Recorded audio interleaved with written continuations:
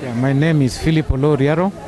I'm the Director in charge of Agriculture and Natural Resources at the Lake Basin Development Authority.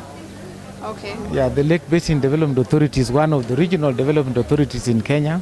There are 6 of them, and the Lake Basin covers the area, the catchment areas for all the rivers draining into the Lake Victoria. This is basically 15 full counties and 3 counties. We are covering a total of 18 counties, and Homabay is one of them. So, and it's one of those counties that where LBDA run several projects, and we are here to exhibit some of the things that we do within Homabay County. And in addition to even what's appearing in our stand here, the authority is actually involved currently in the promotion of the blue economy in this region. And this is seen in the terms of the decline in the fish catch in the Lake Victoria, and LBD has been running massive programs to produce fingerlings of catfish and tilapia that were declining in the lake, so that the farmers in this region can get seed materials for raising and propagating and finally even producing the consumable fish products that are in this region. Some of them have found their ways into the Lake Victoria, where there's a lot of development of cage culture, and the cage culture help in improving the production even much more. So we are working with them in issues of conservation of the lake, conservation of their riverine protection areas, and also in the promotion of programs that are integrated in nature. Okay. So the integration can have, for example, that as we, for example, conserve the natural ecosystem by planting trees, we also promote the growing and the keeping of bees to produce honey that is consumable around here and also in areas around. So by that you mean that apart from promoting the availability, as you said, of the fingerlings in the lake, you also do the trees and the bees? Yeah, we also do those ones. We also promote agriculture. We promote livestock production, so that this area with a lot of massive potential for producing dairy animals, they are also helped in that. We are also involved in the promotion of rice in this region. Lake Basin Development Authority has got a rice processing factory that can consume virtually all the rice that is grown in this region. So any farmer that puts his rice in the soil today is capable of getting the market for the same rice that he produces. How? How in the sense that all rice that's produced in this region can be easily marketed to Lake Basin Development Authority rice mill for processing. So it means that we can absorb all of it. Once it is milled, is when now it's released to the market for consumption.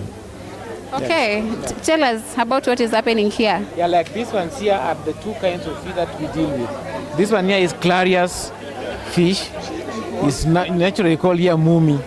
This fish, unfortunately, when it breeds, it swims upstream to stimulate breeding. Unfortunately, at that time, when it is full of eggs, it is easy to catch it. So over so many years of that kind of a cycle led to its near extinction, because people were harvesting what is having eggs and what is ready to produce. So LBDA went into a program of propagating it in captivity, whereby now you produce it in the nurseries and then you release the fingerlings to the farmers. So LBDA released a lot of fingerlings to the farmers, but some of them were also being just released to the various water bodies that we have in this region. The dams and the wetter places, to the extent that today, unlike the past when it was almost getting extinct around here, today it can be found everywhere. And the next step is now to commercialize its production, so that once produced, the fish can be filleted and then sold in the local and even in the export market. On the other hand, we have tilapia, which is also very common in this region. It's one fish that is so much liked around here. Unfortunately, the population increase in this region and also the environmental factors also led to its decline. And what is being caught today has been a bit low. So LBDA also went into program of propagating it to produce fingerlings. The fingerlings produced are the ones that are released to the local farmers. Some are also taken to some of those water bodies. So in addition to LBDA producing this, the authority has also gone into program of training and sensitizing the farmers around this region to do the same. So currently we have, in addition to LBDA centers, several other extension farmers that are doing this. And we are now happy that as time goes by, LBDA will be able not only to run the program that are geared towards releasing this to the fish farmers, both inland fish farmers that are using ponds and things like that, but also cage fish farmers that are in the lake. And the number is growing at the moment. So because of that now, we are capable also to release some, just to some water bodies where the local people can just go and fish normally. So for the development of inland fish farming, the cage fish farming, LBDA through that program where we collaborated with multi-agencies in this region to develop the blue economy, and with the help of GASB Africa, has also now completed the process of doing the partial planning of the Lake Victoria. So the partial planning is now completely done, and now areas where natural breeding of the fish have been allocated so that they are not interfered with, but now farmers also have got strategic areas whereby they can now put their cages to rear more fish and produce that one in addition to what occurs naturally. Okay, so by this, do you mean that you when giving the farmers, when training them on this, do you offer them this system for breeding? No, the system is not offered for them. This system is called a RAS system, just for water recirculation. And as time goes by, as the water ponds may not be sufficient enough to raise fish where the water may be scarce. So this system, what it does is that it circulates the water, passes them through a purification process, so that the same water can be used every now and again. Unlike the pond system whereby when water has been contaminated, it has to be drained away. But this one here can be utilized every now and again. But this is just a demo one. A big one can be procured by farmers, and there are facilities around the country where the farmer can just buy one and then use. So unlike the pond one, this one here you can even just raise somewhere within your compound and production is done. Then once it's ready, you release them to the water bodies. How can this?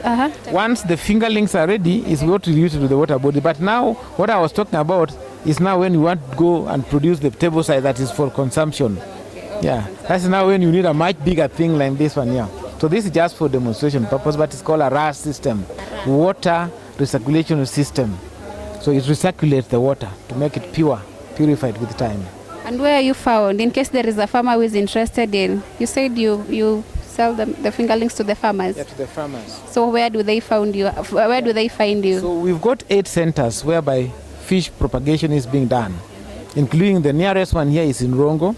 Then you go to a place known as Kibos in Kisumu. There's Yala Fish Farm, there's Chwele. But in addition to this, I've also mentioned some farmers that are also scattered around this region here. So anytime one visit our center, and if you can't get it at that center, then you are directed to the farmer, whom LBDA had also done capacity building, taught so well, and now can release the things. Okay, and what if someone is not able to go to that farm? Is there an online platform or something that someone can reach you first before visiting in person? Some small fee is paid for this. For consultation? Not consultancy, just for fingerlings. If somebody wants fingerlings, then once maybe the arrangement is made, fingerlings can be transported in oxygenated bags to whichever place that the farmer is. And actually, some have even gone to the coast, to Kilifi and Kwale from Kibos. How do you transport? Yeah, I'm saying that you put them in an oxygenated bag. So in that oxygenated bag, the fish are able to survive because already there's enough oxygen for it. But they are partially starved before that so that they don't defecate in the polythene bag to pollute the water. Are you online? Are you found in online platforms? Yeah, we are. Like? We are found in online platform that, for example, the first online one is our website. Which is? Yeah, which is www.lbda.co.ke.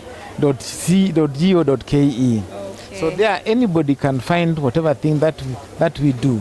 But we also have lines that are open to all the farmers that anytime that you get into a brochure like this, yes, it gives you information plus information that goes to all our contacts.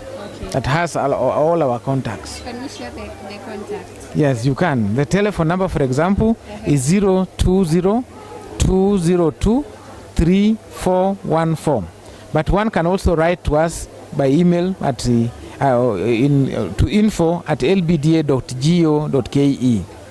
Yes, but there is a telephone number also that can be used, but this is mainly for complaint, but at the same time can also be used to relay any information.